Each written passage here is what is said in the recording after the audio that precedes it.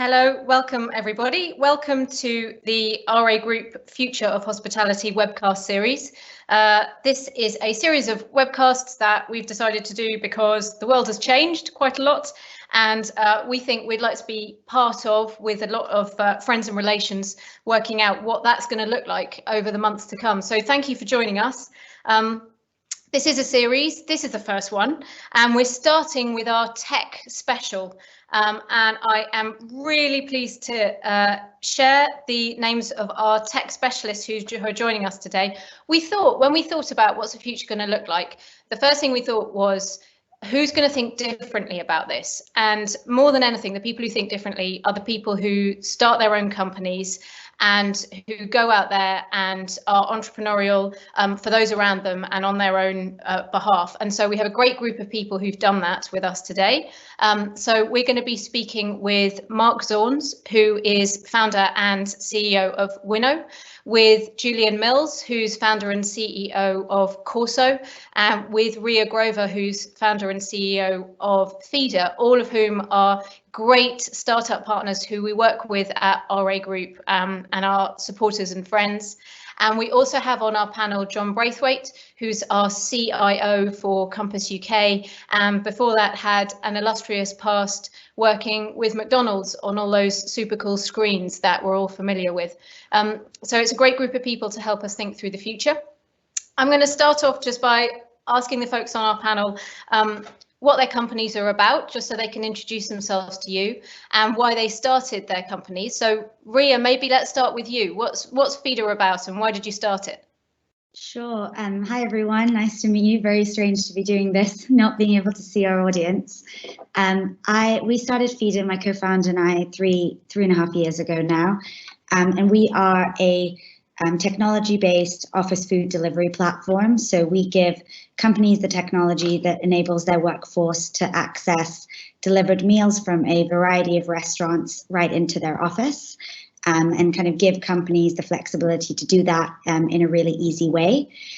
We started the business, I think, with two goals in mind. One was there's an incredible community of independent, high-quality restaurants out there that actually could have this the capacity to supply sort of hundreds of meals on a daily basis into workforces. So could we give them the technology to be able to do that and access those populations in workplaces? So we really wanted to kind of connect a really innovative community of vendors to our customers. And I think the other kind of core driving force behind starting the business was seeing how we could use technology to actually really think about improving health and nutrition and kind of putting that piece at the core of our product. So a big part of what we do on the platform is we sort of are able to get significant amounts of nutritional data on meals and help give employees the tools to track the choices that they're making and ultimately personalize their eating. And one last piece that kind of comes out of the product that we built is a very strong stance towards personalization. So when we're able to have people transact online and order meals via an app or a desktop product, we're able to really understand deeply kind of what they're choosing, what their preferences are, what they like to eat. And you can really do some very interesting things with that in terms of connecting the right menus and the right meal choices back to the right customers. Thank you, Riya. And maybe let's ask Marc, what's Winnow about and why did you start it? Yeah, so Winnow is a company that helps hospitality businesses measure and prevent food waste in their operations. And the reason why that's important is globally around a third of all food that is grown is actually never eaten. It makes up about 10% of global greenhouse gas emissions. Economically, it costs the world over $1 trillion a year in loss. The way we do that is we have various technologies. Our flagship product uses basically a camera connected into a bin that sort of takes pictures of food as it's being thrown away, understands what's being wasted, gives information back to chefs to help them make better production decisions, better customization of what guests are actually demanding in terms of what's going on there, ultimately reducing waste and saving on costs. Worldwide, we work in about 40 different countries. RA Group is was one of our very first clients, actually, and sort of a very really great relationship there. Beyond that, we work in cruise lines, we work in hotels. IKEA as well is a customer of ours and an investor in our business as well. And we envision a world where no good food goes to waste. We really want to have that be something that is the sustainable thing to do, but also the right thing to do from a business perspective. Cool. And Julian, why don't you introduce Quorso to us and what your thoughts were starting your business? Great, thanks, Alice. So I'm Julian Mills, founder and CEO of Quorso.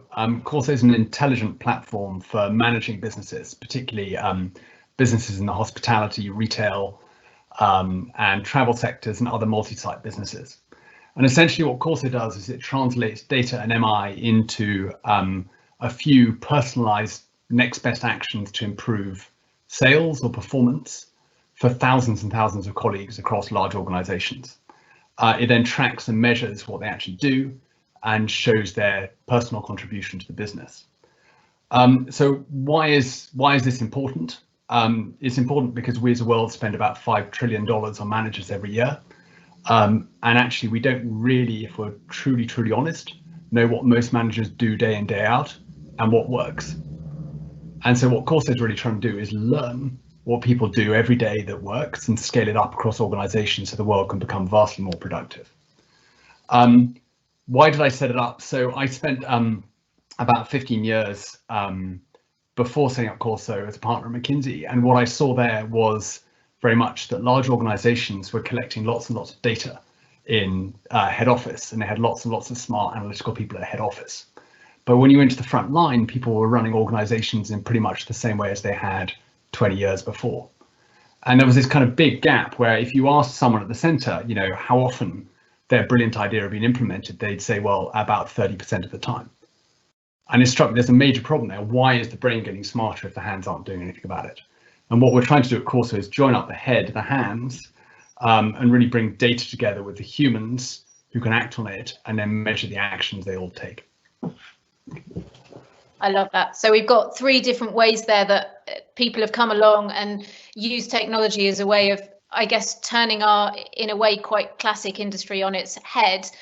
Jon, neither you nor I started Compass, so I won't ask about that. But what's Jon Braithwaite all about, and where have you been?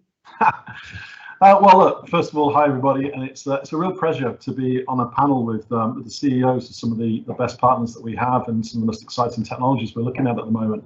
A little bit about me. So I joined Compass 6 months ago, almost to the day, and I'm CIO for the UK and Ireland. I came from McDonald's, as you mentioned when you introduced me earlier on. And there I was responsible for digital and technology deployment across McDonald's international lead markets. So that was the UK, France, Germany, Australia, and Canada.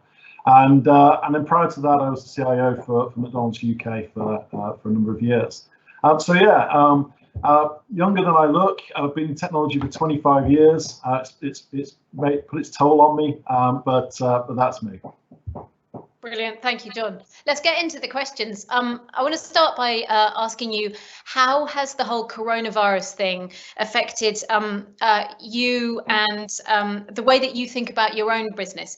So maybe Riya, if you could start us off on this one. Sure.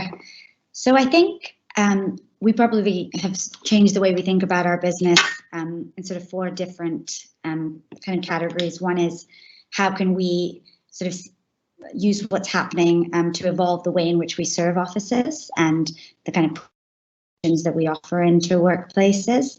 I think the second is also, how do we in this new environment think about supporting our restaurant partners who have different challenges that they're facing. The third is kind of, how does it shift the direction our technology takes, like how does it really influence our product roadmap? And I think the fourth is to look back again at our community involvement and social responsibility. And broadly, I think this crisis has thrown up a lot of questions about our use of kind of excessive amounts of food, our respect for the environment, the way sort of kind of workers are paid and treated and things like that. So we've also sort of thought about the way we and our marketplace of vendors are sort of interacting with community and also interacting with kind of food waste and reduction initiatives. So I guess those are the sort of four different things that we started thinking about. And just to give you a few examples of kind of specifics in each of those areas. So we are a delivery business, and I think more so than ever, delivery has become more important in a world of social distancing. People are thinking about not wanting to queue together in restaurants or in lines in on-site restaurants. And so thinking about how we can create, give people the technology to pre-order and collect individually and collect more flexibly on sites, build more collection points in company buildings so that people can continue to socially distance through the year. But equally, think about integrating more social features into our technologies, because ultimately lunch is a very social occasion and is often like the heart of where people kind of interact with others within their own workplace. And when you take that away, we need to think about how we can use our technology to bring back some of that social interaction, even if it's not quite the same as actually sitting with somebody or kind of going and queuing in line with them. So, ways of kind of integrating lunch integrations into workplace chat products, sharing ratings, sharing favorites, building conversation into our product around kind of what team members are doing. Those are all sort of things that we can start to think about in this new world where we're not actually allowed to stand near each other. Obviously, another thing we're definitely thinking about is kind of the importance of health and nutrition and how we can integrate that further into the corporate agenda. I mean, I think it's something that is on a lot of companies' radars. How can we kind of make well-being at the heart of a food or hospitality strategy that we have? But it's just more important now than ever before. And people who weren't necessarily particularly health or immunity conscious, all of a sudden might be much more concerned and care for the specific choices that they're making. So continue to really innovate in that side of the product, I think, becomes more important than ever. Another way we sort of change the way we think about our business is personalization technology and how that helps in this scenario. So I think with fewer people in workplaces, like, we really need to offer less choice fundamentally, because otherwise we have excess amounts of waste. And that kind of matching of demand and supply, we think, is a really important component in cutting out waste in the system. I'm sure Marc will agree with me.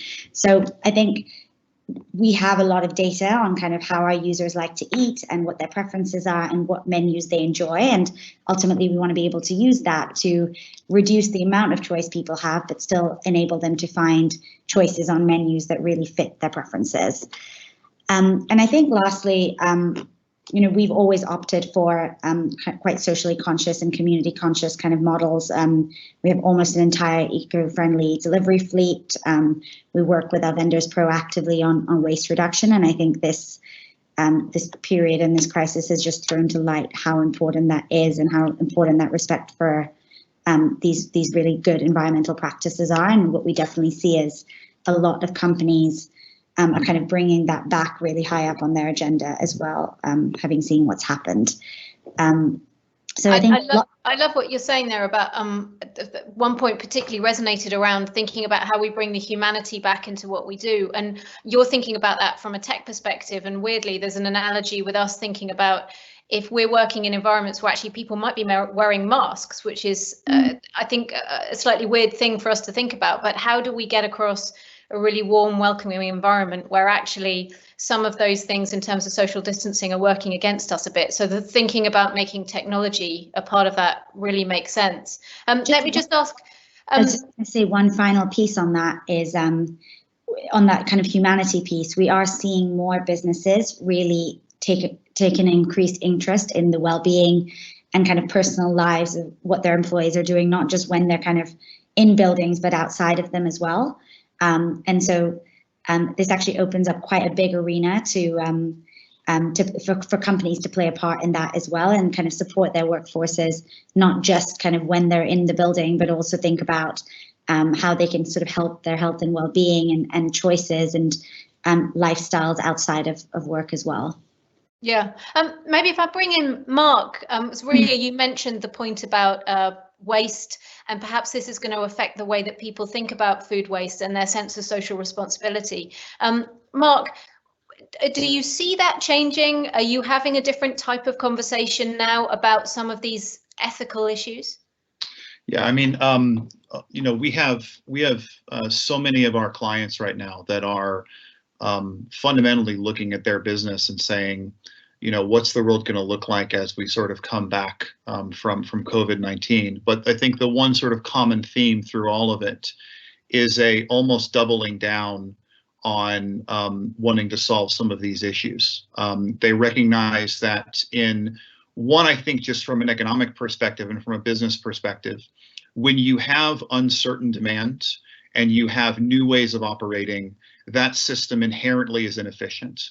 And therefore, understanding that system and looking to make that system as efficient as possible by, for example, reducing food waste is almost paramount to survival. But the second fact is, you know, as we've spent time at home, as there's been fewer cars on the road, as we've seen the huge level of activity to fight this virus that frankly, I think, you know, came across all of us in a way that none of us would have even imagined weeks before it happened. Right?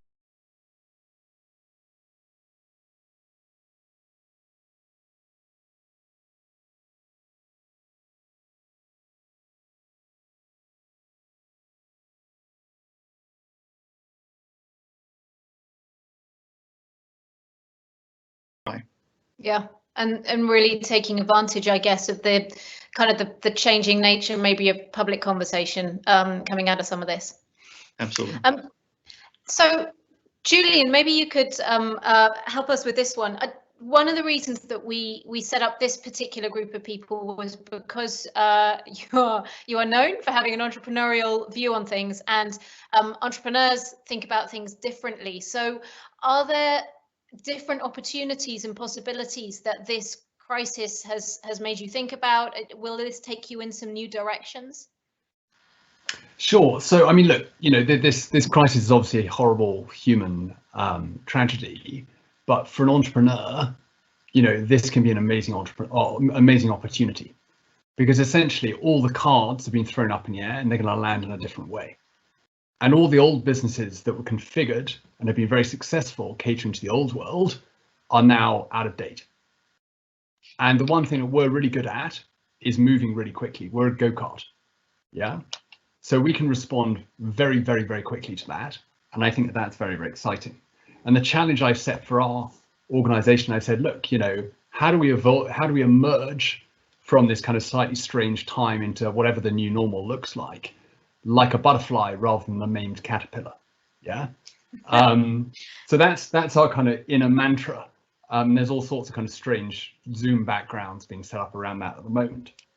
So I mean, that's kind of my mentality. And I think one of the big things we're going to see, I mean, everyone is talking about this, is remote.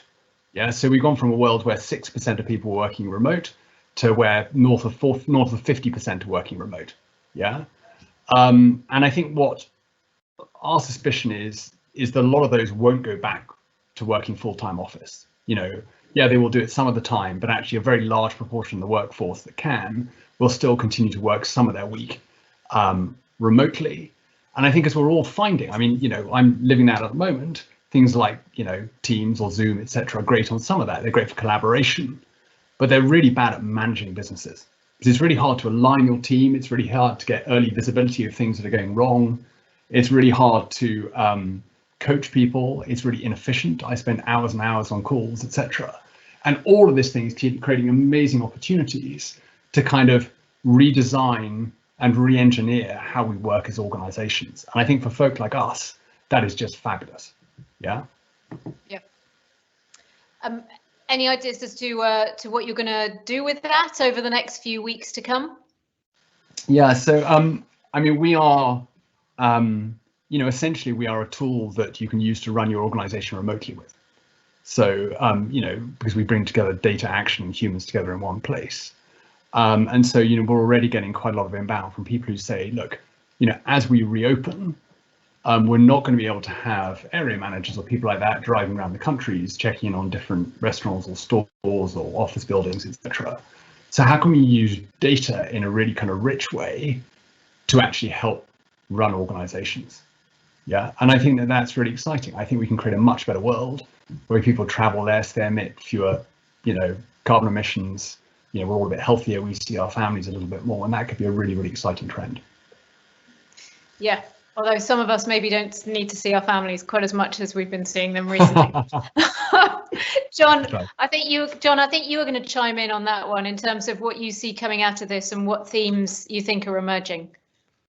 Yeah, I think in terms of themes, everybody will understand that social distancing is going to be something that's going to be with us for quite a while. I heard someone the other day say that new habits die hard as well as old habits, and as we are social distancing for longer and longer and longer, then people are going to see that as the new norm. And so as people come back into the office and the workplace, it's going to be imperative that organisations like ours and others are really aware of that and have got some systems, capabilities, processes, procedures in place that make people feel comfortable with the way that they're interacting with the business, the experiences they have. I think there'll be a raised awareness of cleanliness. Obviously, we're all super diligent when it comes to that, but we had a conversation the other day with some colleagues of mine around providing wipes for technology touch surfaces like kiosk services and surfaces and others. There will be a big demand for contactless payments and more contactless technology. So I can see that there's going to be quite dramatic changes in the workplace that we're going to need to be aware of.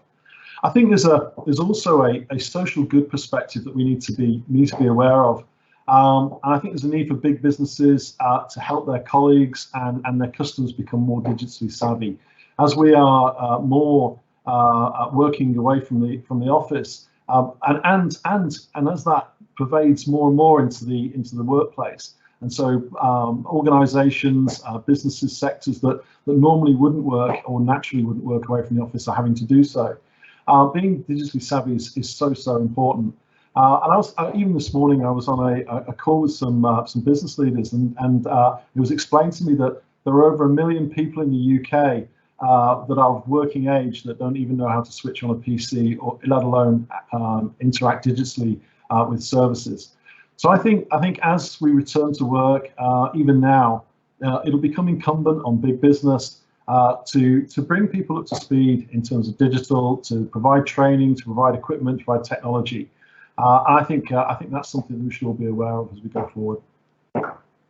Yeah, I think we would all agree with that. I'm going to go to a question that we've got from someone who's listening in on the conversation. So from Alex, we've got a question on how will people in our industry balance sustainability against the fear of the virus? So Marc, that might be perhaps one to start with you. We've noticed ourselves actually a move back towards things like disposable coffee cups. I guess the concern around safety is trumping everything else at this point in time, but how do you see those things balancing as we get back out the other side?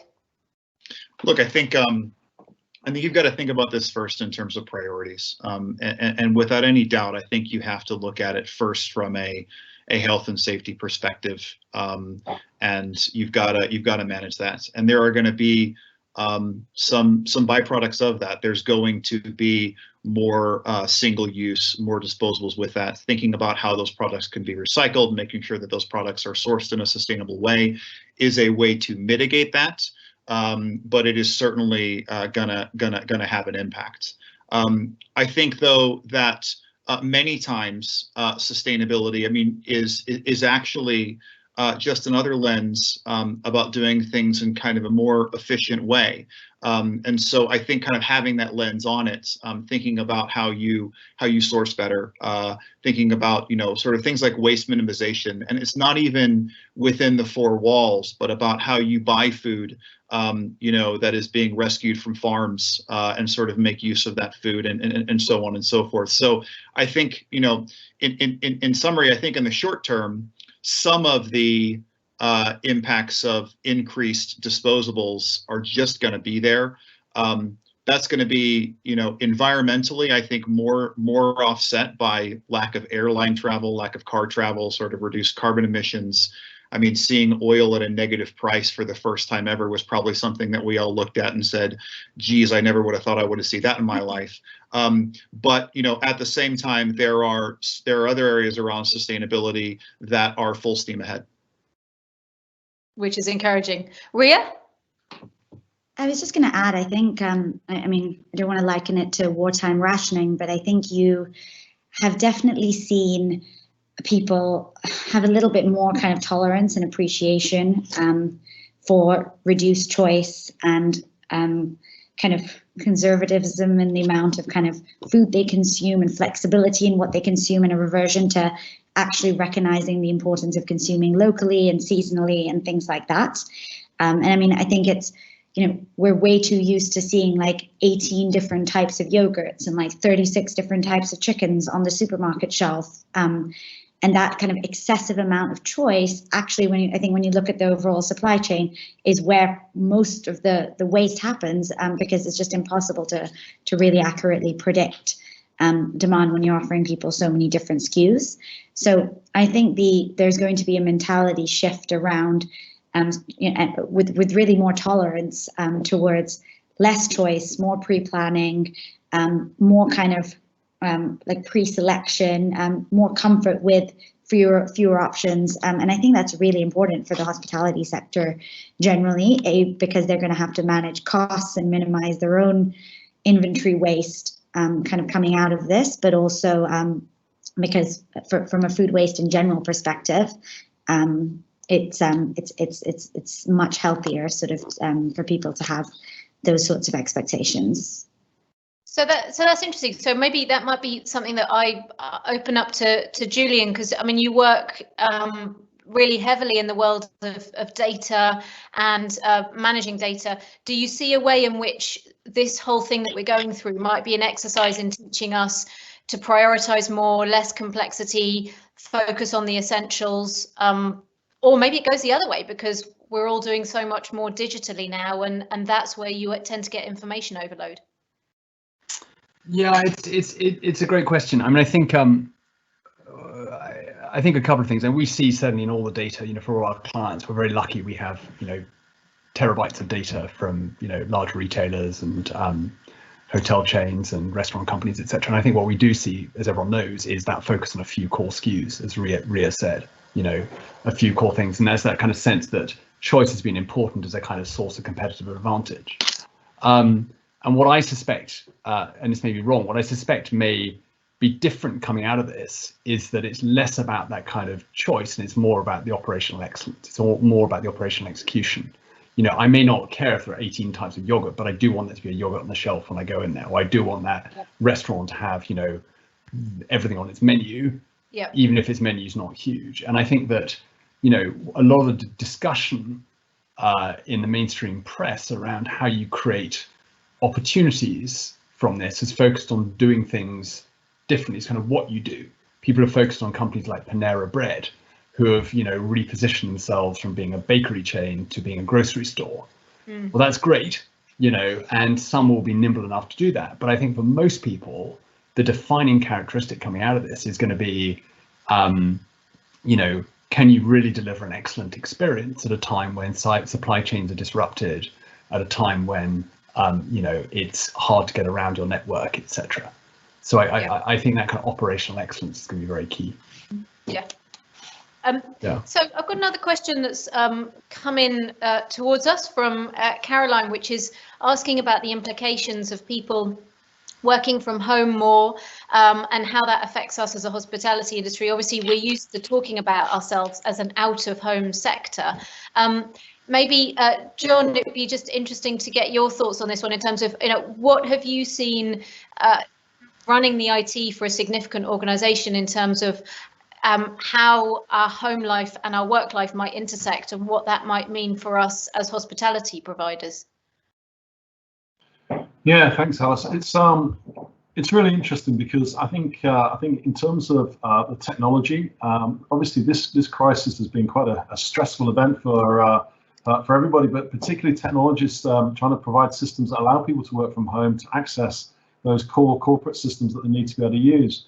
I know from a Compass perspective, we've seen a 2,000% increase in the number of users that are concurrently accessing our system. So for our customers out there that have IT departments that are looking to provide those services, having services which are resilient, which are cloud-based, are really, really important. And that brings on to the second part of my answer, which is how does that interact with our normal business day? I think it's really interesting. I think not having to travel 2 hours each way to work for me personally has been a real boon. I get a lot more done in terms of not having to do that, and actually I find that managing a disparate set of teams around the UK and abroad is far easier using this sort of method. So in some respects that's great. I miss the personal interaction an awful lot of the time with my colleagues. The sort of brainstorming stuff is much more difficult to do when you're trying to do it remotely. But I think overall, from a work-life balance perspective, it's a new norm that's going to come in. People are going to, as they get more used to it, are going to understand that actually it's got some real benefits. I think one of the negatives to it is that actually interacting with people on a video is actually really intense. And I don't know about others on this call, but I find that I go from one meeting to the next meeting back to back with one video call after the next, and you get very, very little break. And so by the end of the day, the work-life balance is slightly disrupted because you're absolutely shattered from going through that process. So in summary, I would say that people get more used to this. I think it will become far more the norm for organizations to have less people working out of offices and more people working remotely, or working remotely more of their time. But I think work-life balances will need to cater for that. So I'd really like to know Riya, what do you think of that? Because you work in the intersection of a lot around wellness and nutrition, but also feeding in the office. And I know you're now starting to think about how you might play a role when people are at home. I mean, how can you help Jon with that agenda of helping him with his wellness and his balance while he's working at home? Is that something that you think is going to become part of what you do? I mean, absolutely. I think we built a system for flexible organizations in mind when we built our product. So I think a lot of the first companies to adopt Feedr were technology companies, scaling technology companies, where there was always an element of remote working within the workforce. There was relatively low levels of predictability about the number of people that would be on site on a daily basis. And so the platform is, well, currently designed to be a kind of at workplace platform, but one which is very flexible about when people use it, and then being able to use it whilst they're at work and not necessarily having to use it whilst they're not. And I think that setup is really, really important for a world where, we might return back and actually you have no idea. One day you might have 1,000 people in the office, and another day you might have 300. So I think allowance for that flexibility is key. And to answer your question about, does that kind of health and well-being and the kind of the reach of the product spread beyond what Jon experiences when he's at the workplace? It's something we're confronting right now. So we are thinking about things like, home delivery kits, or kind of ways workplaces can support the health and well-being of their workforce, even when they're at home and they're not necessarily in the office, or thinking about extension of the app product to allow people to factor in things that they're consuming whilst they're not at work, to really allow for this allow for the fact that people are going to be much more fluid in sort of where they spend their time. But I think to sort of add to that as well, I think companies are also going to start thinking about kind of where the boundary of their involvement is. So currently, most of our customers subsidize meals for people while they're at work. But actually, you know, if people really change the way they're working and they're working from home half the week, can they support other things that they're doing at home where a company might not traditionally be involved? So I think it's going to be really interesting to see how it plays out and how quickly we go from the kind of 40–50% of people that are working remotely and how close back to that kind of pre-COVID world we actually end up getting. I think that'll inform a lot of our decisions about kind of where the limits of our app actually goes. But so far as we built today, I think the platform is really built for environments where workforces are shifting and changing and people are in and out of offices. And we've always seen that as the norm amongst the technology community. And we're seeing it more and more relevant with sort of other kind of traditional workplaces as well. Yeah, I think that shifting and changing is something that we've spoken about over maybe the last few months, but this situation has really brought to the front that this is the way things are going to be from this point onwards. So if we put ourselves in the little bubble of just thinking about ourselves as supporting people when they're out of home, we're probably missing something. I do have about. Go ahead. Sorry. I was going to say I do agree with Julian's comment earlier about operational excellence being really key.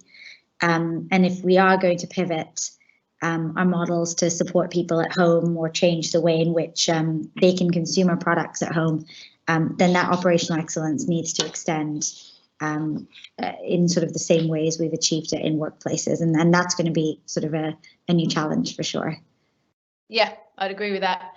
So with about a bit less than 10 minutes to go, I'm going to cut to the chase and ask you guys what advice or guidance you would have for people who might be listening in on the call and would have very different jobs from yourselves and might be responsible for looking after either big workplaces or some of our other clients who are also running leisure venues, which may or may not be open for a period of time. But how would you encourage our clients to think differently about this new world that we seem to be entering at the moment? Marc, maybe I could start with your thoughts on that. Yeah, so I think the first frame that I would have is to actually think about a couple of phases here. We're going to, before we get into a post-coronavirus or post-COVID world, we're going to be in a post-lockdown world. And there's a huge amount of uncertainty around how that's going to be there. We know there's going to be more social distancing, but how much more sort of circuit breakers are we going to see, like what we're now seeing in new cities in China as well as in Singapore. And I think what's kind of interesting to ask yourself is almost the mental exercise. If all of the government restrictions were lifted today, knowing what we know about the virus, how would people act? And I think people would actually continue to distance themselves quite a bit, right? And so, being prepared for that, and how do you make it that when people do come into the office, the most collaborative environment that it can be? And I think one thing that I would do is I would focus on gathering data. I would focus on really trying to observe and understand how, when people come into the office, what is it that they're doing differently? What is it that is an unspoken need? What is it that we have to build to be able to make this work? And then once I had that information, start wondering what the post-vaccine world looked like.